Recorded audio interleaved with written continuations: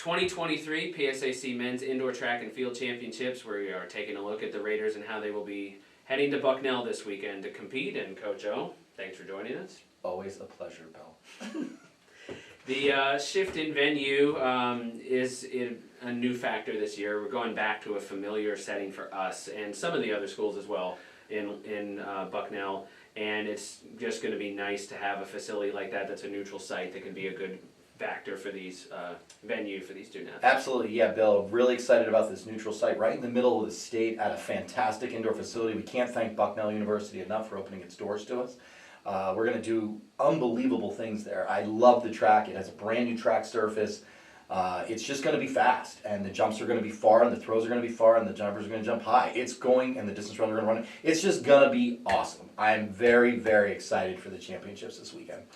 It's always, as you're leading into the conference meet, always some nerves in the sense of there's some nicks and bumps and bruises that happen from time to time. But overall, how are your men, shaping up these last couple of weeks? We've seen some nice performances, but also there's just the work that's behind the scenes as well. Absolutely, and this is in any sport. You're never 100%. I would say with health and nicks and bruises and sickness and things like that, we're probably at about 85%.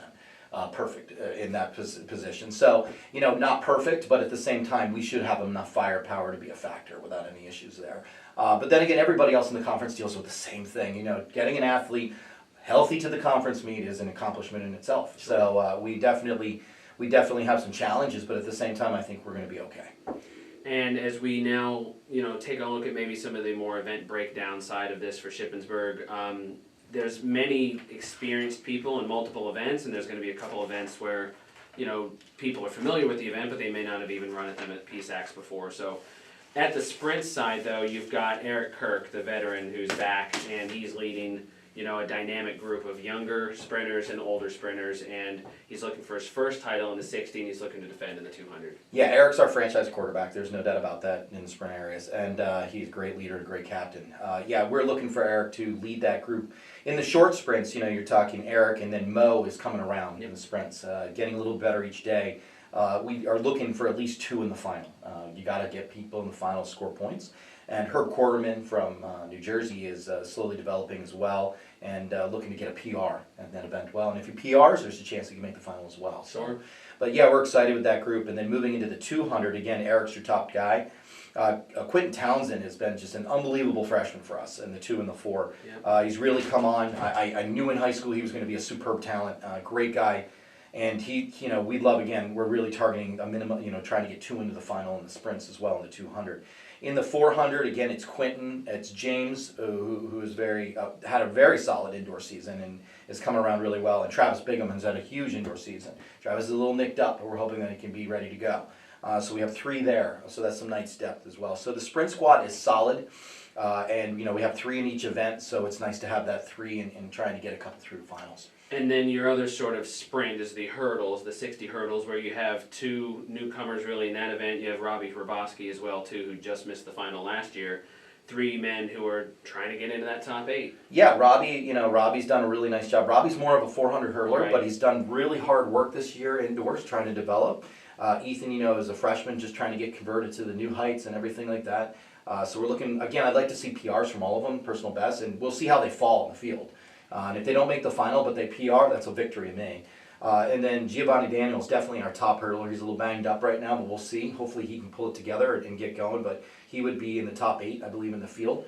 But hopefully we can, at the very least with Gio, get him ready for outdoors.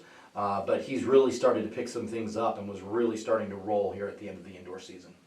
And as we transition a little bit into mid-distance and distance, we'll start with the 800, where you're going to have an incredible battle, I think, there in the 800 with Drew Daly and IUP. It's Kendall Brandon, I believe his name is. It's a fantastic runner. Yeah, and so you have that mix, but in addition to that, we have a lot of depth in the distance events this year, and it'll be a big battle there, probably you figure at the top of the 800, but you also just have several other entries who are looking to score. And that's what's going to be so important with the distance crew. It's not necessarily winning everything, it's the depth. We need points. Yep. And that's where it's really going to be. The 6th, the 7th, the 8th are going to be huge.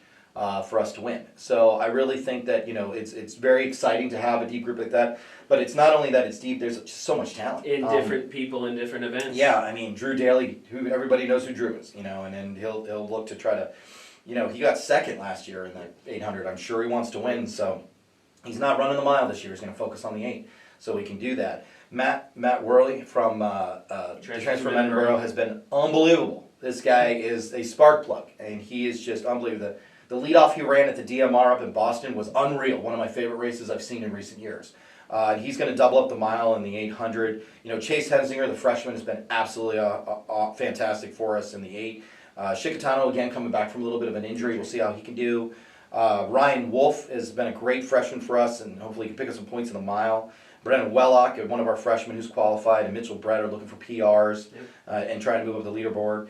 What can you say about Joey Santavia? I mean, he's just, his hard work pays off. This guy, you know, it's just each year has gotten better and better. He's progressed so well from freshman to now. And Garrett Quinnen from one of our freshmen has been absolutely so reliable. He had a great cross country season. He's really coming around. And then of course Ian Sherlock. I mean, Ian's just been running fantastic. So again, I'm not even done. There's so much depth. You don't forget about the #1 seed in the 5K, Hayden Hunt. I mean, Hayden has just had a phenomenal race up at Boston. He looks strong. Luke Hingarner, one of our freshmen, is looking good. He's been developing as well, looking for a PR. And then Nate Harding, one of my favorites. He's got a huge heart. Love to see him score some points at the conference meet in the 5K. Xander had a great indoor season quietly, just kind of qualifying. I think qualified in multiple events, but we're going to run him in the 5K. And then last but not least is Chase McNair. The reigning champion. The reigning champ. Chase has been getting some mileage in, and we're going to throw him in there and see how he's doing, and hope for the best. But he's definitely, you know, he's there, you know, and it's great to have Chase on the bus, healthy, you know, and able to run. So that's a lot of people I just talked about. So and they've worked really well as a great group this year. So that's kind of, you know, they're kind of the exclamation point for the men's team is like, if we're going to win this championship, we're going to score points in the sprints, we're going to score points in the jumps and the throws, but we're going to, and in the multi, but we're going to win with that mid-distance group. They're going to have to be the driving force. Integral for sure. Absolutely. That's absolutely the case. And then as you transition into the field, you know, Kenny Ryan in the high jump, looking to score for a 3rd time. And Robbie Listener, who's going to be, we'll mention him in the multis in a minute, but also if he does go in the open pole vault, like he scored in the pole vault last year, those are some guys there in those specific jumps that are helpful. The jumps group is solid. There's a lot of veterans there. That's kind of where our veteran group is. So, you know, Kenny's been there, done that, and I'd love to see Kenny be top 3 at the conference meet. There's 2 other really good high jumpers in the conference, and I think it'll be a great battle. Kenny's had a very solid indoor season, PRs and things of that nature, so he's got a tough test in front of him, but he's definitely there. And Donovan Hart is also in there. I'd like to see Donovan have a season PR or a lifetime PR as well and move up. Robert is going to do the open pole vault. It fits into the schedule during the multi to be able to do that. He's been very solid. He was 3rd indoors last year. He's getting on bigger and bigger poles. You know, we're ready to crack that 15-foot barrier with him. So very excited for him. He looks really fit. Like, I'm excited for him for the multi and the pole vault. In the long and the triple jump, that group's going to be led by Mo. Mo is the defending champ in the long jump. I think the long jump at the PSAC championships is a must-watch event. Well, last year, if I remember right, Mo won it with just over 7 meters, and this year he's up to 730 and he's the 3rd seed. So that is speed. Listen, it is insane. I mean, there is a incredibly talented jumper, Brian from Dwork from Slippery Rock, broke their school record. Incredible jumper, and then the fantastic young man from East Stroudsburg in the long and the triple jump. I mean, we're talking 3 guys over 24 feet. I mean, what else can you ask for? You can't get excited about that to go watch that long jump. And then we're talking about going down the line. It's not just that. I mean, there's guys over 7 meters. I think it's 7 or 8 people deep. I mean, it's gonna be awesome. And Bucknell has a fantastic jumping facility. It's gonna be something to see. That is I can't miss event at PSAC is the men's long jump this year. So make sure you check it out.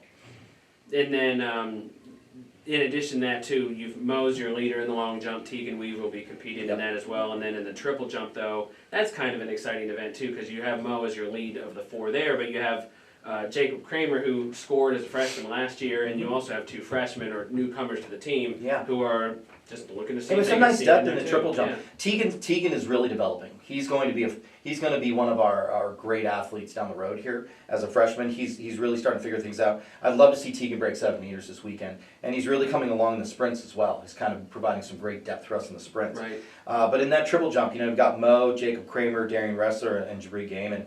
It's nice to have some depth there. That's an event at the end of the meet. So if we need points, hopefully we can gather some there.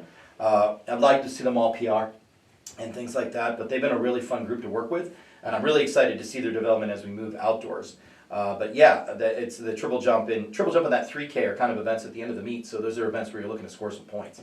In the shot and the weight, you have Pat Maloney, Josh Herbster, Alex Kyle, and for Maloney and Herbster, they've already been decorated enough, but they are coming off some great performances recently, and this is going to be their time to shine this weekend. Oh, there's no doubt about it. Alex as a freshman, has had a nice season. I think he's got 48 mid in the shot and 48 mid in the weight, which is good development, converting to the event.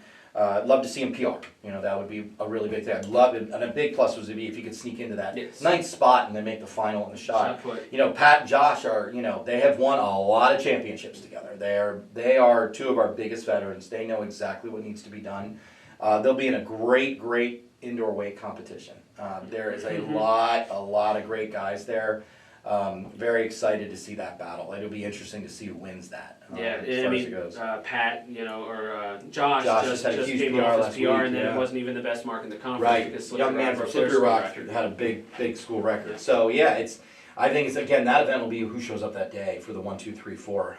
But it's going to be really exciting. That's one of the first events right off the bat. Absolutely, another you can't miss event. And the men's shot, we'd love to score some points, like be in that 4, 5, 6 range. There's one of the best shot putters in Division II, the former national champ, Ralph Casper. And then there's 2 gentlemen from Slippery Rock that are outstanding. So again, you're going to see some great track and field this weekend if you go to the meet. So really excited about that. Last but not least, your heptathlon. Mason Boyd has looked phenomenal for you this year. You've got Robbie, you've got Ryan Murphy, and that's going to be a fun. Great group. Love to see Ryan score. That would be a PR. I'd like to see him get in that top 8. I would love to see Robert. Right now they're seeded 1-2. I think the young man from Cal, PA, Danny Monroe, is a super talent. Saw him in high school. He's going to be a factor in the multi down the road. But he definitely will be a factor this weekend too. He's starting to get healthy, it looks like, and he's starting to develop well. Mason looks great. I think that Mason can score over 5,000 points.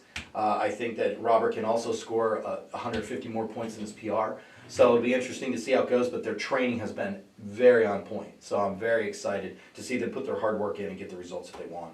And when you take all of this into sort of summation, it's a whole bunch of men who are coming together looking to continue really the precedent that Shippensburg has set. We've come across a decade plus of consecutive wins, and it's this group that's going to need to perform this weekend to try to continue that streak. Yeah, we have a roster of 41 men, and I think we have 37 or 38 competing this weekend. So it tells you how challenging it is to be on this squad and the expectations that we have. It's going to be a challenge. I don't think it's a walk in the park. I get a little frustrated when people look at the numbers on paper and they're like, "Oh, you guys are going to run away with it." That just doesn't happen all the time. You got to show up. When we go into the stadium and we go into the track on Saturday, it's 0-0 to everybody. So it's not a given, at any time. And I do think it's pretty much a 2-horse race, though. I think it's us and Slippery Rock right now. I think this is one of Slippery Rock's best teams that they've had in a decade. Very much. Just multiple school record holders, and they're deep. They've got people everywhere. So to just poo-poo and be like, "Oh, you guys are going to win," blah blah blah. I think that's the wrong attitude to be going into it, and that's something that could be dangerous. They're well coached. Bill Jordan took over and has done a great job from the legend John Papa, Tabitha Bemis, Bobby Over, and the Geis family coaching the throws. That is an incredible coaching staff. They're going to be ready, and if we're not ready, and if we're asleep, it could be a problem. So I'm definitely trying to keep my team understanding that we have a lot of young people we're relying on too. Mm-hmm. We need to be ready to go. Don't let the lights be too big. Slippery Rock will be ready to go, okay? So we need to be ready to be there and challenge them. Yeah, it's going to be very exciting to see how all of this comes out and shakes out over those 2 days up at Bucknell, Saturday and Sunday. Be sure to check shipraiders.com for all the coverage this weekend. And Coach O, we wish you and the men the very best this weekend at Bucknell. Thanks a lot, Bill. Come on down and see some fantastic track and field this weekend at Bucknell University. Head up to Lewisburg.